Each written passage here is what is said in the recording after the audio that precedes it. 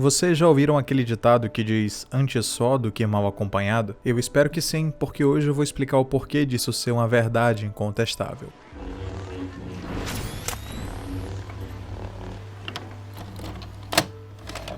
E aí pessoal, Dorito aqui, e eu espero que vocês estejam muito bem. Inicialmente eu queria agradecer ao Juan, porque eu tive a ideia de fazer esse vídeo aqui pelo material dele, então o link pro vídeo e pro canal do cara vai estar aqui na descrição. Uma vez então que eu já expliquei de onde veio a ideia, porque afinal eu não sou o Bars, vamos ao assunto principal do vídeo. Games Edu. Se você é chegado na ediçãozinha com memes ou gosta muito de conteúdo relacionado a videogames, com toda certeza você conhece o canal desse cara. O número de inscritos e de views dele simplesmente não para de subir, a fanbase dele o apoia cada vez mais e mais, e como consequência disso ele recebe muitas propostas de parceria e patrocínio, mas ele não aceita nenhuma delas. Esse mistério já vem rondando a comunidade do pessoal que gosta de jogos aqui no YouTube já tem um bom tempo. Afinal de contas, por que o Games Edu se isolou de todo mundo? Por que ele não aparece no canal de mais ninguém? Por que ele não aparece nesses stands dando palestra ou entrevista nesses eventos famosos que tem por aí de games e animes?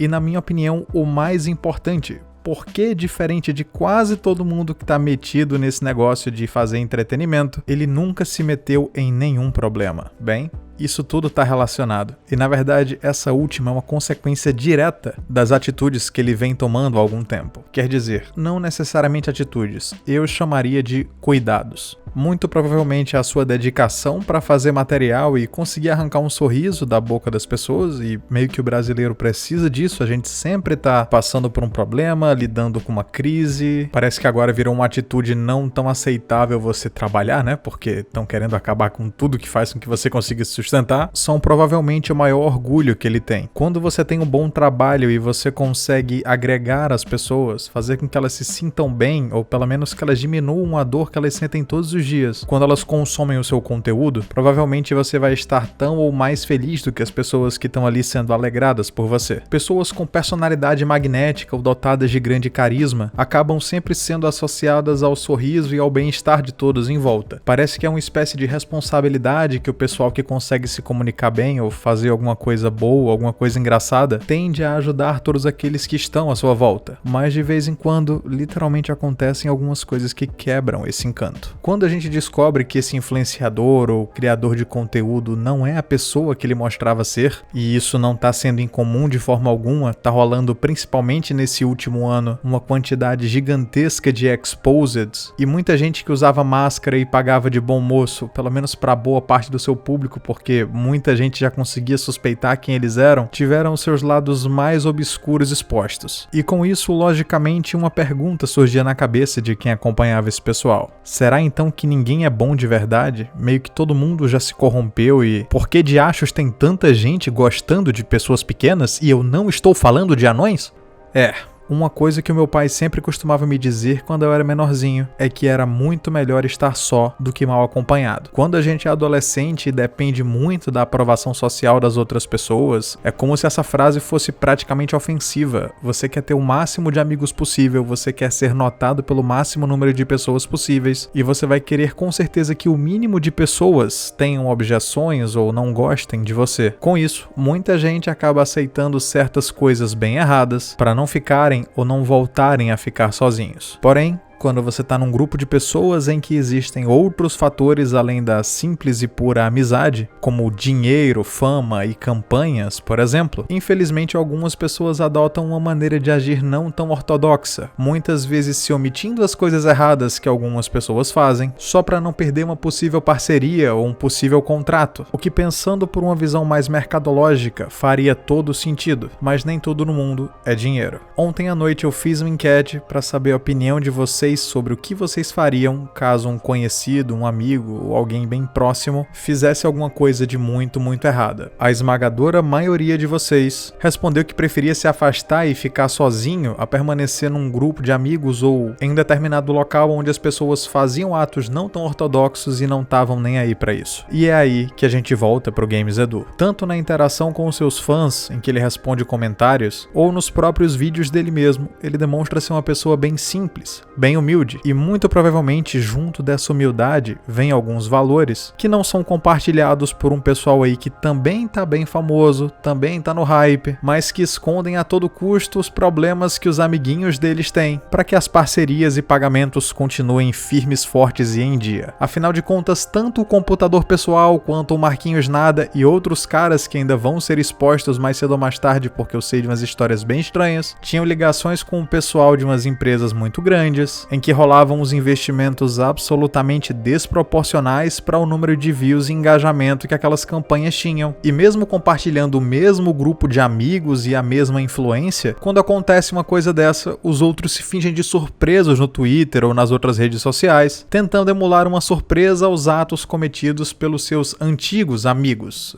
Antigos entre aspas, né? Esse pessoal não para de se falar. A partir daí a gente consegue tirar uma conclusão que me deixa bem preocupado. Esse pessoal muito provavelmente sabe das atitudes contestáveis que os amiguinhos deles andam fazendo, às vezes até eles têm atitudes contestáveis também, enrolam um segredinho mútuo, para que financeiramente ninguém saia perdendo. Porém, mais cedo ou mais tarde, como eu falei agora há pouco, as máscaras caem. E eu tenho alguns amigos que já prestaram serviço para um pessoal muito grande no YouTube e com muita relevância na indústria de videojogos, que me contaram umas coisas que me deixaram bem assustado. Existem algumas empresas que promovem alguns eventos em que um monte de influencers vão, e quando acabam esses eventos ou depois de uma certa hora da madrugada, o pessoal vai para um outro lugar com fãs que não são anões, usar algumas coisas que alteram o estado de consciência de uma forma bem drástica. Eles oferecem para essas pessoas pequenas que não são anões também essas substâncias, e alguns deles mantiveram e ainda mantêm relacionamentos de coisa aí de uns 15 anos de diferença ou mais. O que remete ao meu último vídeo falando sobre por que tem tanta gente podre e alguns deles acabam submergindo, gerando os exposeds na comunidade de produtores de conteúdo, e que embora eu tenha ficado com muita raiva e tenha cortado algumas partes ali porque eu peguei meio pesado e podia tomar um processo, eu prometo me acalmar, reescrever o roteiro e fazer um vídeo com a complexidade mais antropológica e psicológica desse negócio. Porque meio que existe uma forçação de infantilização por conta da exigência do público-alvo, isso mexe com a cabeça dos caras, geralmente eles consomem uns negócios aí que também não são muito moralmente aceitos, pelo menos para pessoas normais psicologicamente, e isso mexe tanto com a cabeça deles que o que eu vou falar vai parecer meio maluco, mas se criam pessoas com certas preferências pelo pessoal pequenininho, e eu não estou falando do Resident Evil, porque ele